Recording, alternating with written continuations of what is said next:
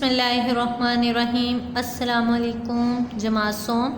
मैं आपकी मुअल्लिमा supreme education school system से। जी बेटा जी, आज हमने मेरा वतन पढ़ना है।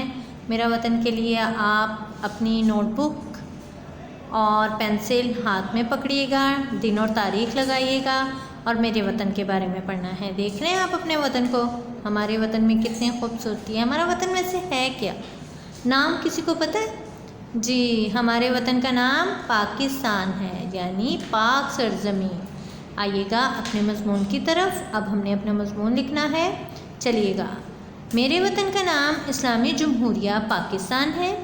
ये 14 अगस्त 1947 को वजूद में आया। इसका दारुल हुकूमत इस्लामाबाद है। इसके 5 सूबे हैं। कितने सूबे हैं?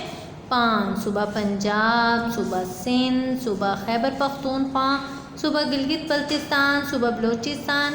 इसका कौमी खेल हॉकी है। इसका कौमी जानवर कौन सा है? मारखोर। इसका कौमी परिंदा चकोर है।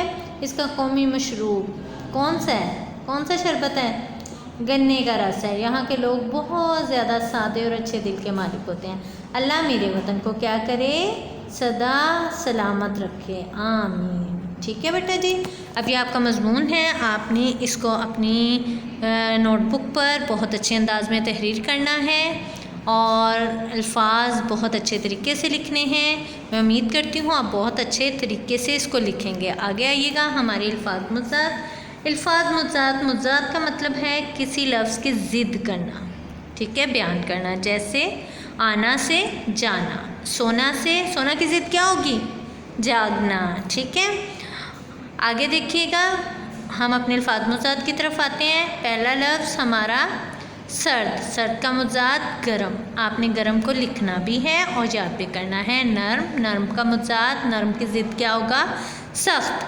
फूल की ज़िद कांटा, आग की ज़िद पानी और फल की ज़िद फूल। बेटा जी, ये आपके अल्फाज मुज़ात हैं, आपकी ज़िद हैं। आपने इनको अच्छे अंदाज में तहरीर करना है।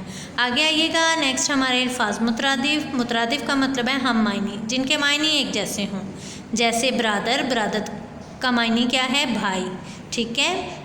हमशीरा का मुतरादिफ यानी मायनी बहन, ठीक है। यार का मायनी मुतरादिफ दोस्त। रकीब का मुतरादिफ यानी मायनी दुश्मन। पदर का मुतरादिफ यानी मायनी बाप। मादर माँ, बिन्नत बेटी और फर्जंद बेटा। बेटा जी, ये आपने याद भी करने हैं और इसको खुशहद तहरीर भी करना है। आगे आइएगा। चंद मशहूर मुतरादिफ देखिएगा। बदन का है जिस्म। धोखा, फरेब, आला, हथियार। सिमत, तरफ, आब, पानी। पाट, चौड़ाई। तर, गीला। शोख, तेज़। छुरा, खंजर। खौफ, डर। दर्द, तकलीफ़। शर्म, हया। पक्का, मजबूत। नर्म, मुलायम। मोहब्बत, उल्फत। मातम, शोक। वाजिब, लाजिम। फराज, ऊंचा। नशेब, नीचा। बलाई, ऊपरी। बेटा जी, ये आपने सारे मुतरादिफ याद करने हैं और अच्छे अंदाज में याद करने हैं। आगे आइएगा। आगे है हमारी तफ़हीम इबारत। तफ़हीम फ़हम से निकला है, जिसके मानी है समझ। ये आपने तफ़हीम को अच्छे अंदाज में समझना है और फिर अपने सवालात के जवाबात तहरीर करने हैं। देखिएगा हमारी तफ़हीम क्या है। अल्लाह ने हमें बेशुमार बहुत ज़्यादा नेमतें दी हैं, हमें उसका शुक्र अदा करना है। शुक्र अदा करने का सबसे ज़रूरी बात यह है कि हम अल्लाह को याद करते रहें और अल्लाह के एहसानमंद रहें। कभी तकब्बुर ना करें, कभी गुरूर ना करें, बल्कि आजिज़ी इख्तियार करें। अल्लाह को याद करने का बेहतरीन तरीका क्या है? नमाज है, ठीक है ना, जो हम पर फ़र्ज़ है। नमाज सिर्फ़ एक रस्मी इबादत नहीं, बल्कि दिन में 5 बार अल्लाह की अज़मत का इतराफ़ करते हुए बंदा होने का इजहार है। नमाज़ें कितनी हैं आपको पता है? 5 हैं। कौन कौन सी नमाज है? फ़जर, ज़ोहर, असर, मगरिब, इशा। बाकायदगी से पढ़नी चाहिए। इसके लिए औकात की पाबंदी करनी चाहिए। बग़ैर किसी ख़ास वजह के नमाज में ताख़ीर नहीं करनी चाहिए। नमाज के लिए जगह का पाक होना भी ज़रूरी है और लिबास का पाक होना भी ज़रूरी है।